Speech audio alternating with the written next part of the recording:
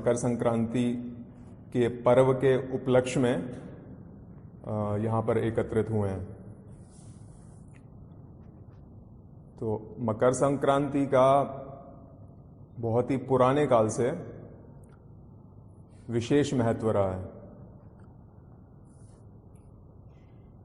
क्योंकि भारत जो है कौन सी सभ्यता रही है? सबसे प्राचीन सभ्यता रही है, क्योंकि इस सभ्यता का नाम ही है सनातन, सनातन धर्म। तो सनातन का अर्थ ही हो जाता है, सनातन माने जो सदा से है, सदैव से है। सभ्यता का आरंभ भी जहां से होता है सृष्टि के साथ में, वही सनातन है। तो एक बहुत ही पुरानी घटना आती है जिसका शास्त्रों में कहीं कहीं हमको उल्लेख मिल जाता है। भीष्म पितामह जी के बारे में सभी को पता होगा। जब वो बाणों की शैया पर थे तो पड़े पड़े बड़े दिन हो जाते हैं। इच्छा मृत्यु का वरदान उनको था ही। तो पूछते हैं कि इस समय कौन सा काल चल रहा है? तो उनको बताया जाता है कि इस समय दक्षिणायन चल रहा है। तो कहते हैं अच्छा चलो ठीक है, थोड़े दिन और प्रतीक्षा करते हैं। तो दक्षिणायन जब बीत जाता है और उत्तरायण का आरंभ जब हो जाता है तो उस समय वो सोचते हैं कि क्योंकि उनको इच्छा मृत्यु का वरदान था कि अब शायद ये उचित समय है कि मैं अपना देह त्याग कर दूं। तो आज के दिन को भीष्म पितामह जी के पुण्यतिथि के रूप में भी याद किया जा सकता है। अगर वो डेट ठीक ठीक है तो, निश्चित तो कहना मुश्किल है, लेकिन इतना मिलता है कि दक्षिणायन को छोड़ के वो उत्तरायण में उन्होंने वैसा करना उचित समझा। तो ये बात मैंने इसलिए उठाई कि महाभारत को कितने वर्ष हो गए होंगे? 5 से तो अधिक ही हो गए। 5 से तो अधिक ही हो गए, ज्यादा ही ज्यादा हो गए। तो 5000 वर्ष पूर्व, तो कोई 1400 वर्ष पूर्व आया है, कोई 2000 वर्ष पूर्व आया है, कोई कितने वर्ष पूर्व आया है। 5000 वर्ष पूर्व की बात हो रही है। माने 5000 वर्ष पूर्व एक योद्धा ये विचार कर रहा है कि मैं दक्षिणायन में जाऊं कि उत्तरायण में जाऊं संसार छोड़कर। अच्छा, दक्षिणायन और उत्तरायण का पता कैसे चलता है? हम कैसे कहते हैं कि अब दक्षिणायन हो गया और अब उत्तरायण हो गया? वो कौन सी चीज है जो इन दोनों में भेद करती है? हाँ जी, सूर्य के उससे होता है, ठीक है। हाँ, वो तो उसका इफेक्ट है। पर अब दक्षिणायन हो गया, अब उत्तरायण हो गया, वो कौन सी घटना है जो इसको निर्धारित करती है? चलिए उसको थोड़ा सा समझ लेते हैं, क्योंकि हर वर्ष ये आएगा, हर वर्ष इसको मनाएंगे। तो अभी आपने जैसे भाई साहब ने कहा कि वैदिक संस्कृति के प्रचार प्रसार के लिए, वैदिक सिद्धांतों के लिए काम करते हैं। तो वैदिक सिद्धांतों का मतलब है वैज्ञानिकता, वेद का मतलब ये ज्ञान। तो जो बात मैं जोड़ना चाह रहा हूं वो ये है कि उस समय उनको ज्ञान था 6000 वर्ष पूर्व। और आरोप ये लगाए जाते हैं कि जी कंदमूल खाते थे ओढ़ना पहनना नहीं आता था, हमने सिखाया यहां पे आकर।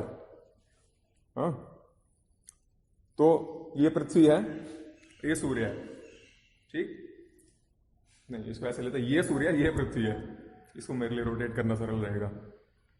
ये ऐसे रोटेट करती है, ठीक बात है। और ये पूरा गोलाई में रोटेट नहीं करती है, कितना भी समझ में आता है। थोड़ा सा इलिप्टिकल पार्ट है, उसको बोले हाँ वर्तालुकार, ऐसा ऐसे रोटेट करती है। इधर थोड़ा ज्यादा जाती है, इधर थोड़ा ऐसे, ये इसका रोटेशन रहता है, ठीक। हाँ हाँ, अंडे को अगर ऐसे कर दें हाँ, तो वैसा बन जाएगा, वर्तुलाकार बोलेंगे उसको जी। लेटा हुआ अंडा करेंगे तो मतलब पूरा गोल नहीं रहेगा। तो ये इसका पाथ रहता है सूर्य के चारों ओर भ्रमण करने का, ठीक। लेकिन इतने से इतना तो हो जाता है कि कुछ काल सूर्य, पृथ्वी जो है इसके समीप रहती है और कुछ काल इससे दूर रहती है। उतना हो जाएगा उससे। अब पर हमारे यहां ऋतुएं कितनी होती हैं? 6 ऋतुएं होती हैं हमारे यहां, ठीक। पर इतने से वो ऋतु नहीं बनेंगी। इतने से 6 ऋतु कैसे बन जाएंगी? ये सूर्य है, ये लगातार कंटिन्यूअसली बराबर मात्रा में अग्नि फेंक रहा है या ऊष्मा फेंक रहा है या प्रकाश फेंक रहा है हमारी ओर। पृथ्वी इसको ग्रहण कर रही है अपने एक्सिस पे, तो ये 24 घंटे में घूम ही जाती है, घूम के फिर बार बार वो सामने आ जाती है।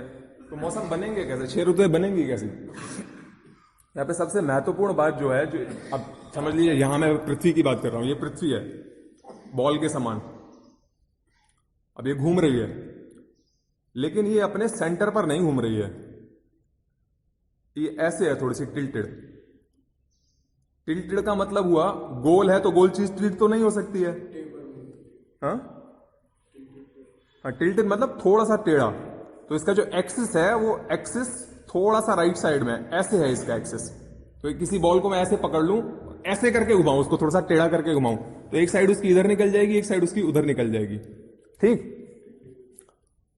अब पृथ्वी को हम जानते हैं कि पृथ्वी के एक तरफ पूर्व है, एक तरफ पश्चिम है, एक तरफ उत्तर है, एक तरफ दक्षिण है। ठीक। तो पृथ्वी को अगर मैं ऐसे काटूं और ऐसे काटूं तो 4 चीजें बन जाएंगी। ये बन जाएगा उत्तर, ये बन जाएगा दक्षिण, ये बन जाएगा पूर्व, ये बन जाएगा पश्चिम। तो भारत जो है भौगोलिक रूप से पृथ्वी पर दक्षिणी उत्तरी गोलार्ध में आता है, दक्षिणी गोलार्ध में आता है। भारत उत्तरी गोलार्ध में आता है। ठीक। भारत आता है उत्तरी गोलार्ध में और अमेरिका आता है पीछे की तरफ दक्षिणी गोलार्ध में। तो अब इससे पहले हमने ये जाना था कि पृथ्वी जो है अपने एक्सिस पर टिल्टेड है थोड़ी सी। तो टिल्टेड होने का मतलब ये हुआ, ये सूर्य है और यहां पृथ्वी है और ये ऐसे टिल्टेड है। तो एक बार तो ये वाला पोर्शन इसके सामने अधिक रहेगा, ऊपर वाला। ठीक। और दूसरी बार ये नीचे वाला पोर्शन अधिक रहेगा। तो जिस बार ये नीचे वाला पोर्शन इसके सामने रहेगा 6 महीनों के लिए, तब सूर्य पहले दक्षिण में आएगा। उसका अर्थ हो गया दक्षिणायन। ठीक। 6 महीने बाद जब पृथ्वी इधर आ जाएगी और ये उत्तर वाला पोर्शन इसके सामने सदैव बना रहेगा। क्यों? क्योंकि पृथ्वी में टिल्ट है, झुकी हुई है एक तरफ को। तो उत्तर वाला पोर्शन सूर्य के समीप आ जाएगा और वो जो 6 डिग्री का जो टिल्ट है ना, वो 6 डिग्री का टिल्ट इतना अंतर पैदा कर देता है कि एक तरफ भयंकर गर्मी हो जाती है, दूसरी तरफ भयंकर जाड़ा हो जाता है। सिर्फ 6 डिग्री का अंतर है वो। तो इसीलिए अभी तक हम चल रहे होते हैं दक्षिणायन में, और उस दक्षिणायन की वजह से पृथ्वी के ऊपर या फिर भारत वाले क्षेत्र के ऊपर या फिर उत्तरी गोलार्ध में जितने भी देश पड़ते हैं, उन देशों में पृथ्वी सूर्य की किरणें हल्की सी कम आ रही होती है, हल्की सी कम। और हल्के से कम का प्रभाव ऐसा हो जाता है कि हम बारिश से बारी होते चले जाते हैं कपड़ों के रूप में। और जब उत्तरायण की बात आती है, धीरे धीरे करके पृथ्वी जब घूमने लग जाती है, तो सूर्य जो है उत्तर की तरफ से निकलना शुरू कर देता है, क्योंकि पृथ्वी का वो वाला हिस्सा सूर्य की ओर झुका हुआ, वो वाला पोर्शन सूर्य के सामने आ जाता है। इसके आने से उत्तरी गोलार्ध में सूर्य की किरणें अधिक प्राप्त होने लग जाती हैं। समझ में आ रही है रोटेशन? सूर्य है, पृथ्वी रोटेट कर रही है, इलिप्टिकल पाथ पर रोटेट कर रही है, लेकिन पृथ्वी के अंदर टिल्ट है। जब ये पृथ्वी पहले तो दूर जाएगी, उसी से ठंड का प्रभाव पड़ जाता है, पास में आएगी तभी प्रभाव पड़ जाता है। जब ये जाती है तो 6 महीने के लिए उसका एक साइड उसके अधिक रहती है, उत्तरी गोलार्ध वाली, बाकी 6 महीने दक्षिणी गोलार्ध वाली।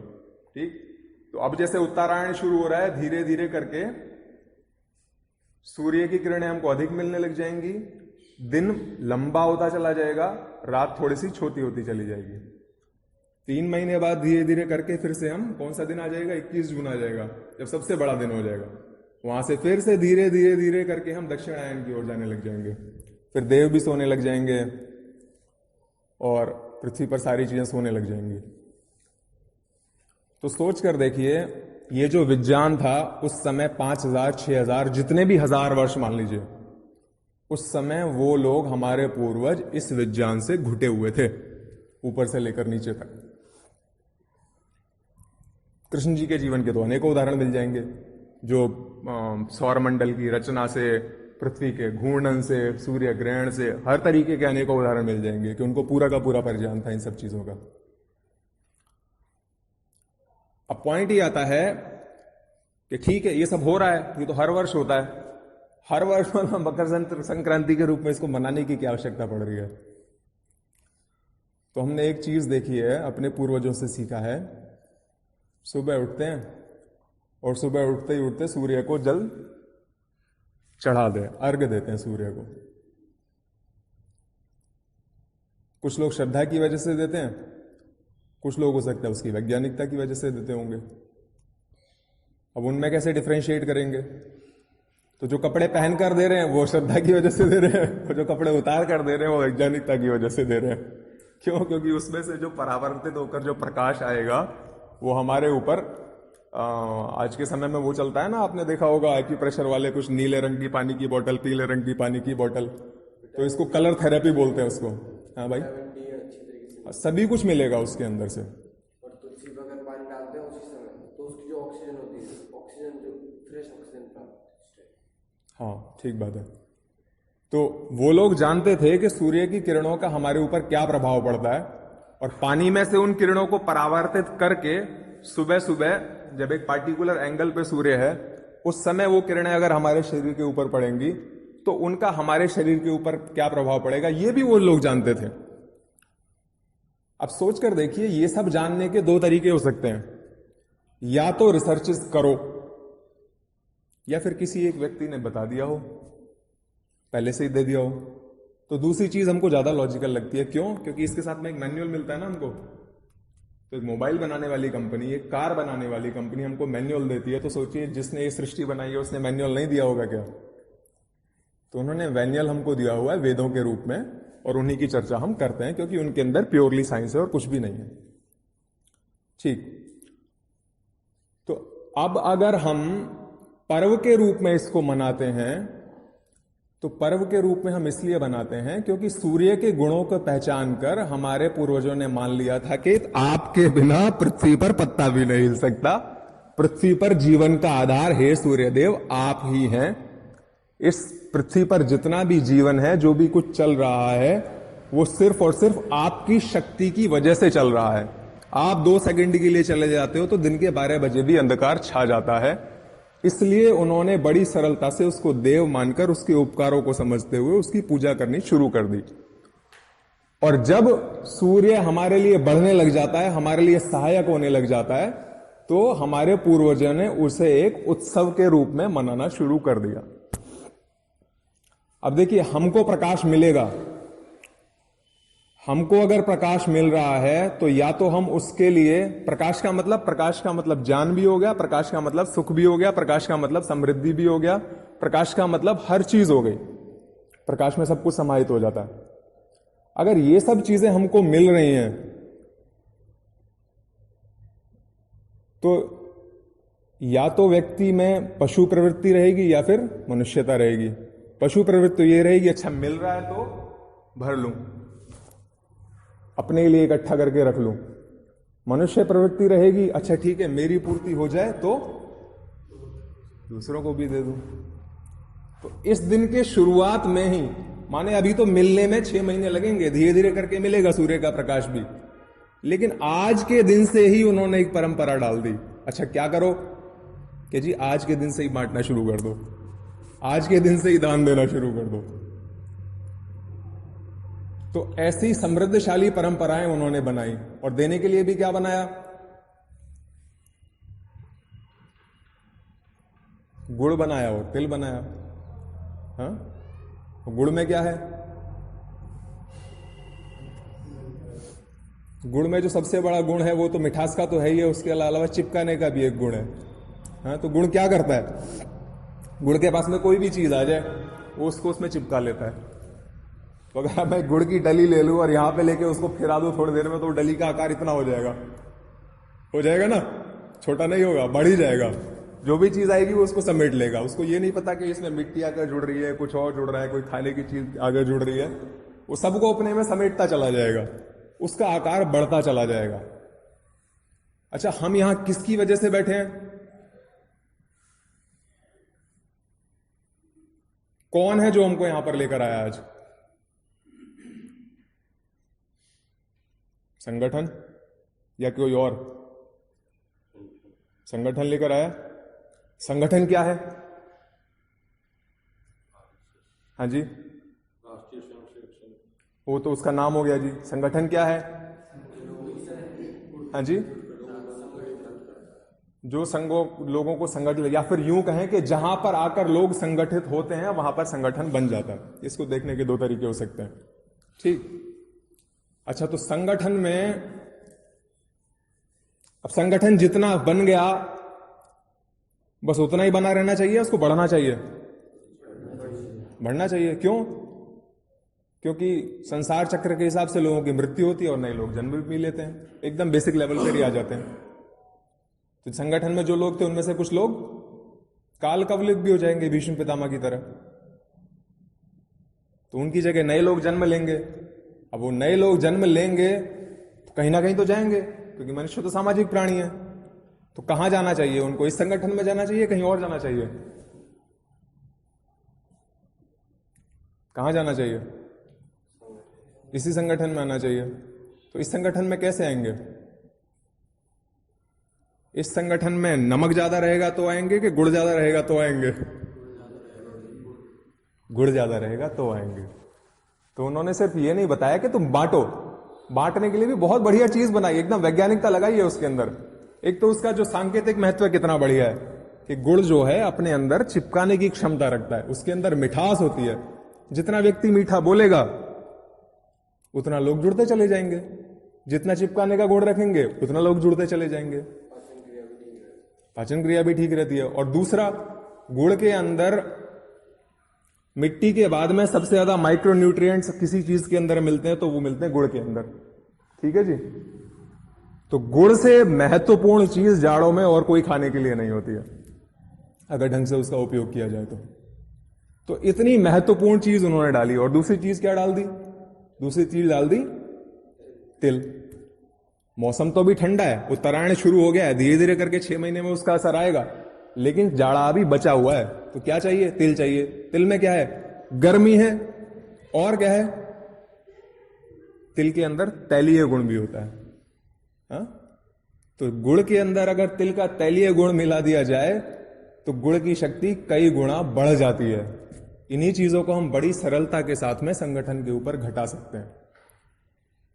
तो जितना जैसे जैसे हमारे पूर्वजों ने सोच समझकर त्योहारों में जो परंपराएं बनाई हैं, अगर उनके ऊपर थोड़ा सा भी विचार कर लें तो हमको समझ में आ जाएगा कि उससे हमारा अपना स्वास्थ्य, हमारे परिवार का स्वास्थ्य, हमारे परिवार की मानसिक दशा, हमारे परिवार का संगठन, हमारा ये वाला संगठन, सब कुछ हम उनसे बहुत ही बढ़िया बना सकते हैं। बस थोड़ा सा विचार करने की आवश्यकता रहती है उसमें। अब सोच के देखिए कि ये इतना महत्वपूर्ण है कि आदरणीय गुरु जी ने 6 पर्व लिए थे। 6 लिए थे जी, और 6 में से एक वर्ष के अंत में आने वाला ये पर्व भी लिया था। तो पर्वों का बहुत ही विशेष महत्व है। कुछ उनके महत्वपूर्ण बिंदु थे, वो बिंदु मैंने नोट भी कर लिए थे। तो पर्वों का जो है वो विशेष महत्व है। हाँ? पर्वों का महत्व जैसे मैं बता रहा था कि सामाजिक, सांस्कृतिक, ऐतिहासिक, और कुछ तो इतने महत्वपूर्ण होते हैं कि उनका राष्ट्रीय महत्व हो जाता है। क्योंकि अंततः संगठन का उद्देश्य क्या है? राष्ट्रीय उन्नति। हमारा अपना घर तो किसी का भर नहीं रहा इससे। अंततः हमारा उद्देश्य है राष्ट्र की उन्नति करना, एक सुदृढ़ मजबूत राष्ट्र बनाना, नेशन फर्स्ट, राइट। तो उसके लिए सारे राष्ट्र को एक विचारधारा में पिरोना आवश्यक है कि नहीं है? उसके लिए सारे राष्ट्र में कोई कुछ ऐसे दिन हो जिनको सब लोग समान रूप से, समान भावना के साथ में मनाएं, वैसा आवश्यक और अच्छा है कि नहीं है? अच्छा, वो दिन अगर ऐसे भी हो जिनका देवताओं के साथ में भी संबंध हो, फॉर एग्जाम्पल सूर्य देव, उनको तो बिल्कुल ही और विशेष रूप से मनाना और आवश्यक हो जाता है कि नहीं हो जाता। तो सोच समझ कर देखिए, गुरु जी ने वर्ष के छठे उत्सव को दूरदृष्टि दिखाते हुए इन 6 में सम्मिलित किया। तो कोई चीज उतनी ही दूर तक आगे जाती है जितनी कि उसके अंदर शुरू में इनिशियल फोर्स लगाई गई हो। तो अपनी दूरदृष्टि से उन्होंने इस त्योहार को उन 6 के अंदर ऐड किया, क्योंकि वो जानते थे कि इसका अनादिकाल से विशेष महत्व चला आ रहा है और आगे चल के भी इसका महत्व चलता रहेगा। तो उन्हीं के शब्दों में उत्सव जो हैं वो हमको सिर्फ ढोल नगाड़े बजाने के लिए नहीं होते हैं, बल्कि कुछ विशेष गुणों की प्राप्ति करवाने के लिए होते हैं। क्योंकि मनुष्य की उन्नति तो सिर्फ, देखिए, पहचान किसके ऊपर होती है? क्लास में टीचर बच्चों की पहचान कैसे करता है? इसमें सुनने का गुण है और इसमें नहीं है, हो गया डिफरेंशिएशन। ठीक, संगठन में बड़े लोग होते हैं, वो छोटे लोगों की पहचान कैसे करते हैं? इसमें पालन करने का गुण है, इसमें पालन करने का नहीं है। इसको ये काम सौंपा गया था, 3 काम सौंपे थे, तीनों कर दिए, चौथे के लिए तत्पर है, इसके 2 ही पूरे नहीं हुए। एक में गुण है, दूसरे में गुण नहीं है। तो उत्सव हमको ये भी बताते हुए चलते हैं कि जी साल पूरा हो गया है, ये वाला चक्र फिर से घूम गया है, तुम्हारे अंदर ये गुण है कि नहीं है। अब इस समय हम संगठन में हैं, तो सांगठनिक गुण हमको बहुत बढ़िया तरीके से अलग अलग बैठकों में अधिकारी आदि बताते रहते हैं। तो हमको चिंतन मनन करना चाहिए। आज के समय में गुड़ तिल तो खाना ही चाहिए, शारीरिक पूर्ति उससे हो रही है, उसकी मिठास भी हमको लेना चाहिए, संगठन को बढ़ाना भी चाहिए, लेकिन हमको निश्चित रूप से आत्मचिंतन हमारे भीतर चलना चाहिए कि जिन गुणों की पूर्ति के लिए, जिन गुणों को बढ़ाने के लिए ये पर्व सांगठनिक रूप में भी हम लोग मनाते हैं, वो गुण मेरे भीतर कितने आ रहे हैं और कितने नहीं आ रहे हैं। ये एक बहुत बड़ा उद्देश्य लेकर चले थे वो पर्वों के मनाने के पीछे। तो हमारे जो महापुरुष होते हैं, हमारे जो पूर्वज होते हैं, जो वो इनिशियल फोर्स लगा कर गए हैं, हमको सदैव उसको ध्यान में रखना चाहिए। जी आखिर उनका उद्देश्य था क्या? मैं इस संगठन से जुड़ा तो हुआ हूं, लेकिन इसकी उद्देश्यों की पूर्ति सच्चे मायनों में मैं कितनी कितनी कर रहा हूं और कितनी कितनी नहीं कर रहा हूं, उसका हमको सदैव आत्मचिंतन करते रहना चाहिए। आप कहो जी मैं तो 10 साल से जुड़ा हूं, आप आ गए आत्मचिंतन करने के लिए कह रहे हो हैं? तो भाई मेरे, लोटा चाहे आज के समय में प्लास्टिक का हो, हाँ, चाहे स्टील का हो, चाहे तांबे का हो, चाहे पीतल का हो, चाहे चांदी का हो, चाहे सोने का हो, उपयोग करते करते गंदा होता ही होता है। संसार में ऐसा कोई लोटा नहीं है जिसको मांजने की आवश्यकता नहीं पड़ती हो। तो हमारे जो अंदर का जो अंतःकरण है ना, ये बिल्कुल वैसा ही है, जड़ पदार्थों से बना हुआ है। हर चीज में धीरे धीरे करके त्रुटि आती है, हर चीज में खराबी आती है, हर चीज गंदी होती है। बाहर की चीजों को तो जूना लेके बड़े सरल तरीके से मान सकते हैं, अंदर का जूना सिर्फ और सिर्फ एक होता है, और वो शास्त्र कहते हैं आत्मचिंतन। नियमित रूप से तो करना ही चाहिए, पर्वों पे तो विशेष रूप से करना चाहिए। कैसे करना चाहिए? टीचर बोलते हैं रोज जाके अपना होमवर्क करना बोलते हैं, पर जब यूनिट टेस्ट आते हैं तो विशेष रूप से अलग से होमवर्क दे देते हैं, कहते हैं अब रिवीजन और कर लो, है? और जब एग्जाम आ जाते हैं, बोर्ड आने लग जाते हैं, तब तो और 15 दिन खाली इसी काम के लिए लगा देते हैं। क्यों? क्योंकि विशेष टाइम पे विशेष काम करने से एक्स्ट्रा क्लास भी लगा देते हैं। तो विशेष टाइम पे विशेष काम करना, विशेष टाइम पे विशेष काम करना आवश्यक भी होता है, और बड़े लोगों ने उसको आवश्यक इसलिए बनाया क्योंकि विशेष टाइम पे विशेष काम करने से विशेष लाभ भी मिलता है। समझदार आदमी तो वही है जो अपना लाभ करे, जो काम भी करता रहे और लाभ उससे होए नहीं, तो उसमें क्या ही समझदारी। समय आप मुझे बता दीजिएगा, ठीक?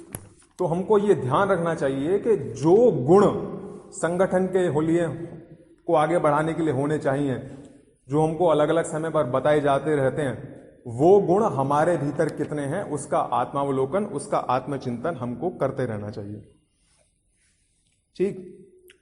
तो संगठन के लिए बड़ी सारी महत्वपूर्ण चीजें होती हैं जिनको ध्यान में रखकर हमको चलना होता है, जैसे कि सामाजिक समरसता, अच्छे समाज की स्थापना, ये सब चीजें आज जो गीत बोले गए थे उन गीतों के भीतर भी ये सारे गुण निकल कर आए थे। तो हमको ये देखना चाहिए कि उनकी प्राप्ति के लिए हम सही दिशा में अग्रसर हो रहे हैं कि नहीं हो रहे हैं। अब विशेष रूप से जो गुरुजी के ही शब्दों को मैं दोबारा ले लूं तो उनका ये कहना था कि जी ये जो पर्व है, सूर्य को अगर हम संकेत के रूप में ले लें तो ये पर्व विशेष रूप से अंधकार से प्रकाश की ओर लेकर जाने वाला है। अब ये अंधकार से प्रकाश की ओर लेकर जाने वाला कैसे हो गया? खाली इसलिए कि सूर्य की किरणें जो हैं वो हमको कुछ अधिक मिलने लग जाएंगी, या फिर इसका कुछ विशेष महत्व भी है? देखो इसका कितना विशेष महत्व है ये उस बुजुर्ग आदमी से पूछो जो जाड़े के मारे जिसकी घिघी बंधी हुई है। उसको बस ये कह दो जी अब जाड़े कम होने वाले हैं, तो उसकी खुशी का थोड़ा सा विचार करके देखिए कि उसको कितनी प्रसन्नता होगी कि अब मेरा स्वास्थ्य किस डायरेक्शन में जा रहा है। तो ये चीजें सभी के ऊपर एप्लीकेबल होती हैं। यहां से हम जाएंगे वसंत ऋतु की ओर, और वसंत ऋतु का जो आनंद है वो सभी को पता है। अब स्टूडेंट लोग या तो उसका खाली आनंद ले लें या फिर उसको अपनी पढ़ाई के लिए उपयोग कर लें। ठीक बात है। एग्जैक्टली सेम चीज संगठन के लोगों के ऊपर भी एप्लीकेबल होती है। या तो सिर्फ मौसम का आनंद ले लें या फिर इस ड्यूरेशन का संगठन के विस्तार के लिए, संगठन की मजबूती के लिए उस समय का पूरा उपयोग कर लें। तो उन्होंने बहुत सोच समझ कर कहा है, अज्ञान अंधकार से ज्ञान प्रकाश की ओर जाने वाला समय है, हीनता से श्रेष्ठता की ओर जाने वाला समय है। किसी चीज में हीनता कब आ जाती है? जिस चीज में जितना प्रयास डाला जाए उतना ना डालना चाहिए उतना ना डालें तो हीनता आ जाएगी।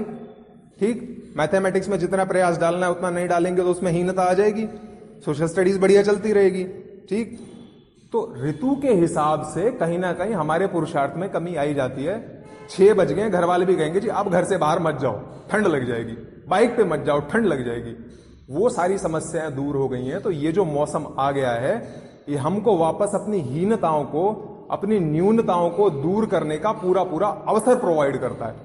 उस अवसर का हमको पूरा लाभ लेना चाहिए और हीनता से श्रेष्ठता की ओर बढ़ने का जो अवसर मिला है उसका लाभ उठा लें। अच्छा, हम नहीं उठाएंगे तो दूसरे क्या करेंगे? उठाएंगे कि नहीं उठाएंगे? उठाएंगे तो उनके संगठन का क्या होगा? विस्तार होगा। उनके संगठन का विस्तार होगा तो हमारे संगठन का क्या होगा? तो हमारे संगठन क्या हो गई? हीनता। और घटेगी कि बढ़ेगी? तो बड़ी सोच समझ के, बड़ी दूरदर्शिता के साथ उन्होंने कहा था हीनता से श्रेष्ठता की ओर जाने का समय है। तो इसलिए संगठन से जुड़े लोगों का विशेष दायित्व हो जाता है कि इस अवसर का पूरा लाभ उठाएं।